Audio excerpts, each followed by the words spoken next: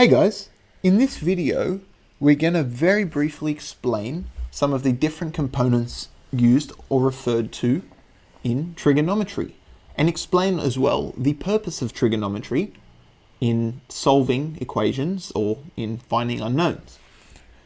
So firstly, we've talked about Pythagoras' theorem before, which is somewhat related to trigonometry and deals completely with right-angled triangles. So, right-angled triangle, just to recap, is a triangle in which one of the interior angles is 90 degrees. We call the opposite side length to this 90-degree angle, we refer to as the hypotenuse. So, trigonometry is all about finding the relationship between one of the two other interior angles, either this one or this one. Let's take this bottom one for example. It's about finding the relationship between that angle and the three sides in a triangle, in a right-angled triangle. It's been proven that there's a known relationship between side lengths and the interior angles, as long as one of the angles is 90 degrees. So, depending on which interior angle we leave as our unknown or our known in the equation, we label the other two sides in the triangle differently. So always we label the side along the interior angle as the adjacent side. Adjacent means next to. So we always label this as the adjacent side in this case. If we were talking about this angle up here, the adjacent side would be this side length. We talk about the last remaining side, or the side opposite the angle we're looking to talk about. We call that the opposite side. Opposite. So always we're left labeling three different sides in our triangle. The hypotenuse, which is across from the 90-degree or right angle. The adjacent, which is next to the particular angle we're talking about. And opposite, which is the angle on the other side of the triangle from the angle we're talking about. And basic trigonometry says that there's a relationship between the length of each of the three sides and this particular angle. And I'm going to summarize these relationships first. We're not going to go into too much detail here, just give you a basic overview.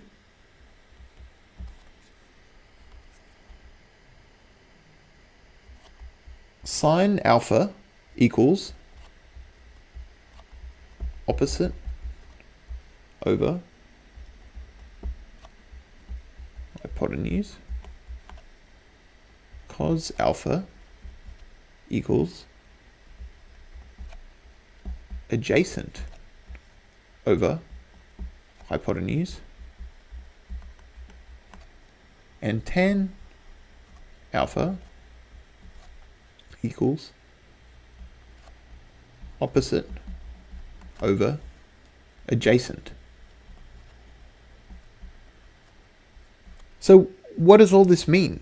Well, firstly, sine, cosine, and tan, represented by sine, sin, cos, tan, are three functions which we use in mathematics. We won't go over too much detail in this video, but basically, they're different mathematical representations of functions for which we can input a value and then we get a resultant value out from them. So in this case, for all of these relationships which I've drawn up, the value that we're inputting into this function or into the sine, cos, and tan functions is the angle.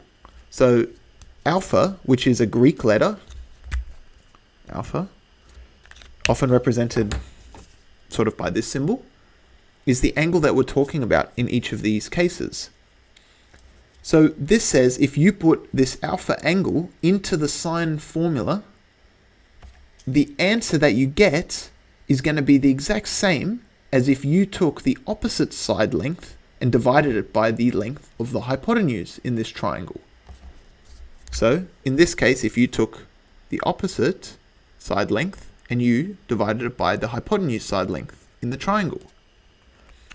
And similarly for these other functions, cosine and tan, if you were to take the cosine function and input the alpha angle into it, the output you would get would be exactly equal to the adjacent side length divided by the hypotenuse side length in the triangle.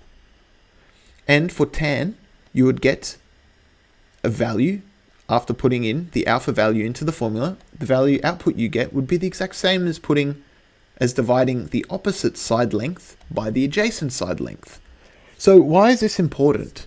This is important because there are three relationships between the different components in a right-angled triangle, the three side lengths and one of the interior angles, besides the 90-degree angle. And whenever there's a relationship like this with three components, we know that we only need two of these components in order to solve for the third.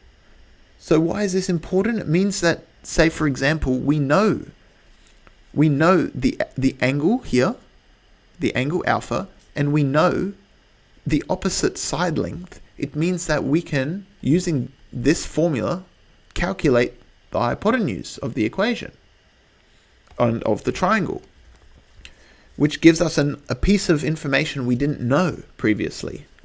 Same thing with the cosine and the tan formulas. As long as we know two components, we can find the missing component using these relationships. And furthermore, because of this relationship that we know within a triangle, the total sum of interior angles is 180 degrees. If we can calculate one of the angles, we know that one of the angles is 90 degrees. Then by subtracting 90 degrees for the right angle and subtracting alpha, we can automatically calculate the third and final side, or third and final angle rather.